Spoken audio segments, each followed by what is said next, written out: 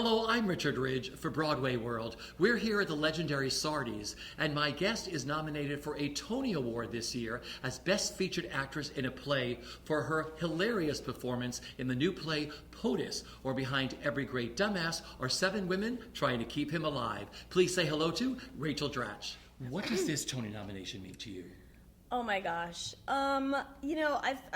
I was already it was already a thrill just to be on Broadway and making the Broadway debut and everything and having the audience laugh every night. So then this was like a surprise. This was, not even on my Dreamboard, as I've been saying. But so it was just a delightful shock. Yeah.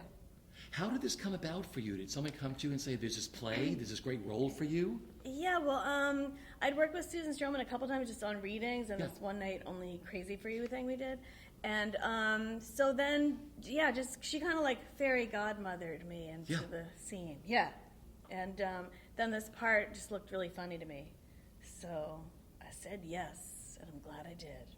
Well, this is your Broadway debut, and you're making it. I've been following you through this whole thing. I mean, we met here the first day, I think. We met here at Sardi's with all the balloons here for everything. But I mean, Broadway debuts are really special. But this is such an interesting year because we've been closed down for 2 years. None of us knew anything. I mean, I only work in the theater, so I didn't know what was going to happen. Right. And none of us knew. So, I mean, you were one of these first shows to come up with that season that brought Broadway back. And I was wondering what that meant to you. Well, I feel like you can feel in the air, like that the audience they're laughing a lot, but then they're also just like happy to be laughing too. So it's this kind of double laugh vibes. I can't really describe it, but people are just so happy to be laughing that it makes it feel extra special and meaningful. Yeah. Yeah. Working with this group of women, I know what it's like on stage because we don't stop laughing as an audience. What is backstage like? Everyone, it's so fun because like everyone's really different, but everyone gets along really well. Just like how you might see in the play. Like, I mean, last night I had some friends come and they were like, "Did you guys all know each other beforehand?" And like, we just really gel really well, and I think it comes through in the play that we really all like each other, that we're having a lot of fun. Like everyone always says, like, "It looks like you guys are having fun," and we are. And then backstage, I mean. We're all in our little rooms, but then we hang too in our spare time, and Are you all on the same side of the theater? I mean, are you all spread out? We're in different floors. So what floor? So who's on your floor? I'm with Susie and 2 of the understudies, and then they put the young spring chickens on the 3rd floor because they have to do an extra flight of stairs. So I'm in the middle. I'm in the middle there. Yeah. For stairs and age. Yeah. No, because people always say that they put the youngins upstairs and they do like the POTUS workout of coming down the stairs to get to the stage. It is a workout, yes. Do you all have a ritual backstage before you go on? Do you all meet beforehand or something? No, just like right before. I do an extensive warm-up session, vocally, physically. No, we just kind of like meet right before the same. We have the house. Yeah. And and then I'm next to Susie, so we usually chit-chat. But no, there's no big ritual. There's no like prayer circle or whatever. Yeah. No, because every show is different. Like some people like to get to the theater really early, and some people like, if I have an 8 o'clock show, I walk in at 7:30, and some people like to get there early. What's your, when do you arrive to the theater usually? I just get there I have to get there a little early for my wig, but I just get there on time. Let's just put it that way. Yeah, but it's funny because like some of the ladies, the more Broadway veteran ladies, they've really done up their dressing rooms so that they look beautiful, like. And so, Vanessa Williams has like the rug and the fake candles and everything, and mine just like crap everywhere. But I'm trying to emulate those ladies of the theater, So you didn't do anything to your dressing room? Not really. Yeah. I mean, no, I'm just going to say no. I would like to. I aspire to be Vanessa Williams, though. Yeah. She has all the good, hookups, taste, whatever you want to call it. Yeah. Of course I know. She sends me links of, rugs and candles because she's a maven of style. Because I know she dressed Julie. I think she dressed her opening night. Oh, probably. Yeah, she knows everything about everything. In the best way, I mean. Yeah. No, totally. Because she's like, you're not wearing that. You'd wear that to a barbecue. You're not going to wear I didn't know that. Oh, yeah, she told me her same funny. designer, she was like, you're not wearing this. So I always ask Julie when I see her, who are you wearing? And she says, whatever Vanessa tells back of the closet. Oh, yeah, back of the closet. Or if it's back of the closet or a Vanessa Williams special. Yes. How incredible was that premiere performance, that fabulous pink carpet we had outside the Shubert Theatre for your gala performance? It was so, you know, it was fun. It was Broadway debut. So we all, like Susie and I and Julianne, I think it was the three of us, our Broadway debut. Anyway, so we were all just, you know, like Susie and I would tear up every night in the funniest way. We'd always like point at each other, like, you're crying, you know. So yeah, it was just a lot of fun and like something really memorable. Because that was a big one. A lot of places, was it? they don't want to do like close the street off and do carpets and everything else. I don't know this stuff. Yeah, so now you do. I just thought that happened to everybody. So when you come back for your next one. Yes, then I'll know. You're like, I need the carpet, I need the road shut down. I need this whole city block closed off for my next show, okay? I need my dressing room done. Take heed, Broadway. So I was going to ask you, what are you enjoying the most? Because you've worked in every medium. And they're all so different. What have you enjoyed the most about being on Broadway and doing a play? Well, what I love, so it harkens back to when I was at Second City, and it's just like you in the audience, and you're just free, and this very funny part, as you know, Second City, kind of the same vibes. So it just like, I just love that, you know, there's no one in the middle. There's not like the film thing where you're going to do it 80 times, and you get the immediate response, and there's just an energy that's really special, and it's like my joy place. But I kind of forgot. I mean, I've done a few off-Broadway plays, but nothing that was like this sort of the clown, like this role is. So it's just really fun to discover new things. You know, sometimes if you're in a role where you're like supporting the action, then you got to like stick to the plan. But this is like you can find new things all the time because it's so much physical stuff. So that's really been fun. Because growing up, you went to Lexington High School? Yes. Okay, now you did. We looked at my dossier. I've done her dossier. But you started to do plays, but you started to go towards the comedies, right? Yeah, I was always more into the comedy thing. I was always like, even when I just started in school plays, like, oh, like this line could be funny if I did that, like that kind of thing. But not like a thought out thing, just sort of a instinctual something or other. Yeah. So I always veered towards comedy or wanting a comic role because I'm never going to be the person that's like, you must give it. Like I'm just not that like drama. That's my dramatic performance. You must give me the thing. So anyway, you don't want to see me do that. But, so yeah, this is much more fun for me. Yeah. And it's such a light energy. Like even, you know, in these heavy times, like I don't want to be like pretending to be heavy in my spare time too. Like I want to be light and have fun, have an audience of people laughing because we need the laughs right now. I think. Well, that's what I love about the audience that goes see your show. The second they walk into the Shubert Theatre, I'm not sure how close you are to hear the audience before you come out there.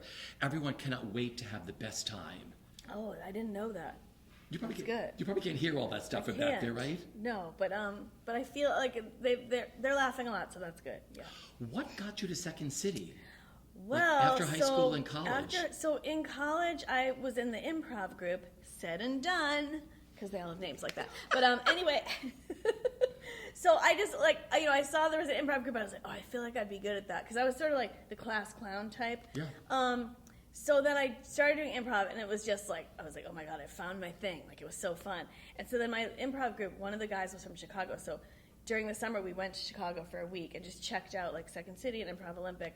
And I'd never been to Chicago. And then I decided, like, okay, I'm going to just try this after college. I'm going to just give it a shot. Because it wasn't I was like a kid or just college student, whatever, that I was like, I'm going to make it. I really want to do. I was kind of like, I just want to know I tried. Because every time I'd go to a movie, I'd be like, oh, that looks really cool. But I didn't want to, like, go through life thinking I hadn't given it a shot. So I moved to Chicago. And then very slowly, like, you know, like all actors, or maybe not. But I never got anything the first time. I was always like, you know, didn't get into the classes, then didn't get into the touring company. Like, you know, I was had to audition 2 times, or like a year apart, whatever. But then eventually I got into Second City touring company, and then the main stage where I was with a lot of famous, amazing comedian people. Yeah, like Tina and Amy Poehler was in the touring company, and oh my God, when I was in the touring company, like Amy Sedaris and Steve Carell and Stephen Colbert were all in the same company on the main stage. You know, I mean, and just so many names, like so many people. And even a lot of people that you might not have heard but are writing comedy. Like we're all, you know, out there, the Second City crew, yeah. That is crazy, the names you just rattled off. I know. In your class. I got so many more, but I'll keep it to that. But yeah, so, and then like you're up in front of a crowd, you know, 6 nights a week and doing improv and sketch. And so it was the best training ever. Because, I mean, there's nothing like being in front of the audience. Like, you can think of a funny idea, but until you put it up in front of the crowd, like, you don't really know. So, But you and Tina had to act together, right? Yeah, so then after Second City, she was at SNL as a writer, and then, I had moved to LA and like nothing was happening, and then we were like, what if we did a sketch show? So we did this show, Dratch and Faye, where it was like an hour long, I guess, and it was just stuff we came up with, and we put it up, and it was a big success. It was so fun, and because at Second City, when you put up a scene, like you get to try it out in front of an audience a whole bunch of times, and then like hone it and tweak it and all that. With Tina, we just wrote it and then we just put it up. We'd never done that before, and so that first night, like we didn't know how it was going to go, and it went really well. It was really fun. Do you remember your audition for Second City? Like you said, you didn't get in the first time or whatever. What was that for like? Second City? Yeah.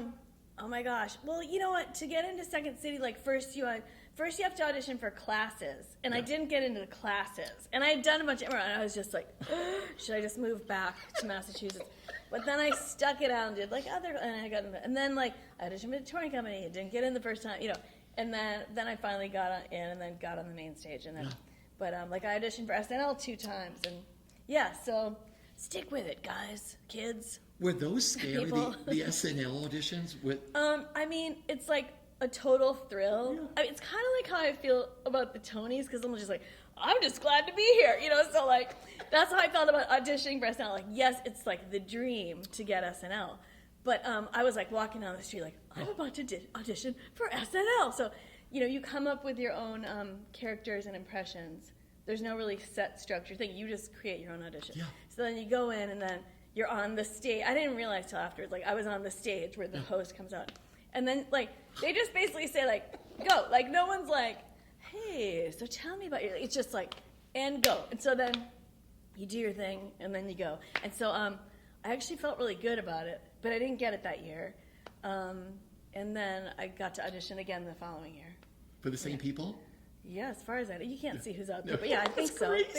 I know Lauren was there, and some producers, and I don't know who's out there. Did you create one of your characters, one of your famous characters? Did you have it at your audition? Well, the one that, like, I did that Boston teenager, because Tina and I had done a scene like that at Second City, so then we brought it here. So I did the Boston teen, and then I don't really remember what else, because I have to go think about it, but that was the one that comes to mind, yeah. I just love that you're like, I'll move to Chicago.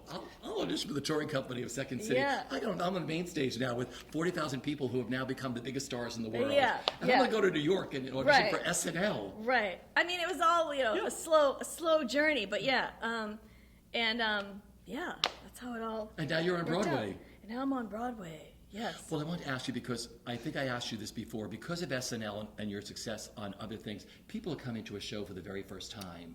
Oh. A lot, yeah. I mean, I watched people come out of your theater and like, oh my God, we've never been to like a show. We have a playbill. Wow. I mean, they can't, because they know you from TV. Wow. Okay, that's good. But I mean, we were all introduced to something because we knew of a name from something, because I didn't know what live theater was growing up until you saw it and you're like, wow. Yeah.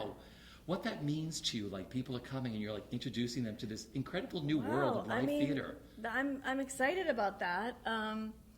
Yeah, I mean, because when all the theaters were shut down here with the pandemic, like you definitely felt like New York is closed, and like now that it's open, it took that to make it feel like, okay, pandemic's, it's not done, but it's like we're moving forward. It was like the theaters that made you feel that way. So. And it's kind of like, even though as someone that lives in New York, like I try to avoid Times Square, but here I am every day. And it is really nice to see all the tourists back and people, and it feels vibrant, and it's largely because of Broadway.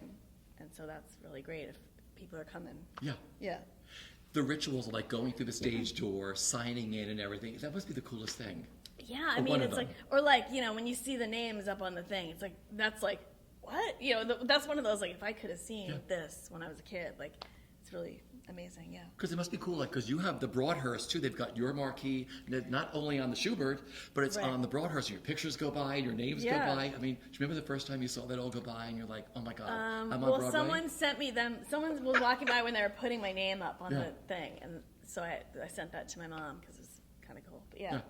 And every day I go stare at my picture for 3 hours before the show. People do. Just to know, hey, I'm a big shot. I'm important, and yeah. I know that's so not you. But finally, what are you enjoying the most? Because it's a big deal. That's a good question. I mean, so many things. Yeah. Like, I mean, I love working with this cast. It's so fun. And like I said, everyone brings a different energy, and it's really fun. this is what reminded me, like, when I was doing improv, like, sometimes you're just watching and you're, like, laughing, you know, internally, hopefully. But like, that feeling of, like, oh my gosh, I'm working with such fun, funny people. Like, so that's definitely probably the number one thing that comes to mind. And then the audiences, you know, the first time you put up a comedy, you don't know how it's going to go. Like, you don't know what jokes are going to work or what thing they're going to laugh at that you didn't think was a joke. So it was really, the first night we did it, even for the dress, like, we had an invited dress, and, like everything got laughs. So that was really cool. I mean, I'm sure for the playwright, that was Selena Fillinger, that was amazing too. But for us, we're like, wow, like, every joke hit. So having the audience, you know, we haven't had, like, I've been in some plays where, like, oh boy, like, it's a quiet house out there, like, nothing's getting, but this is, that it always works, so that's been fun. It's like a Broadway rock concert. I love going to the Shubert and watching your audience. Oh, yeah? Yeah. Well, I've been to the show a few times over there. Okay. I haven't done the thing in high school where you peek out and check out the crowd. So many stars do. I've stopped doing myself in high school. I'd like that in high school you stopped it there when you were in a drama. Exactly. In our town saying, I have the funny lines, right? Working with Stroh. Oh, yeah. Because I know you worked with her in Crazy for You, and that was incredible because that was put up so quick. So quick. But that was, and that was like Broadway fantasy camp because I was watching these tap dancing, like, lines, and like, they were amazing. But so I just came on as a little, you know. So, you know, there wasn't a lot of, like, Rachel, what are you going to do with this part? It was just kind of like, we know what this part is. But for this, it was really great because she came in with a vision, both, like, you know, how the scene's going to be staged and what are we trying to say here. But she comes in just very unassuming, like, you know, here's what she thinks, and we just do it. But she's so open to people's ideas, so it never felt like fraught or it was always just positive. She's always open to comedy ideas and also just ideas about, you know, more serious little lines. I mean, it's mostly farce, but as you know, there's, like, some little lines woven through, and we would talk about that too. So as a group, I love your set. It keeps turning. Oh, and yeah. You're all like, is that the coolest thing in the world? To, like, so cool, wander through that set. Yeah, it's cool. And you get to be in the house a lot. Yes, I do. Yeah, I get to run through the house. Yeah. But I don't really like look at who's there because I'm just you're in your zone. I'm so in character, you guys. Call me Stephanie for an hour after the show too, if you see me. Because I'm still coming down off of my character. I was wondering how Stroh kept you all so quiet during rehearsal, because I know you were all cutting up during rehearsal. Yeah, but we were, sorry, we were pretty focused. Like, it's a goofy group, but it's like, you know, there's some serious actors in there too. So, yeah, we behaved, I would say. Well, like I said, I am thrilled. I thank you for dropping by today. And like Thank I said, you are a comic genius. I watch you just hone your craft and what you have done. Thank you. It's really amazing. Thank you so much. That's so sweet. And I'll see you. Are we gonna have a Barbara Walters cry? Can we? We might. I'm tearing up. Thank you though very much. It means a lot. Thank you.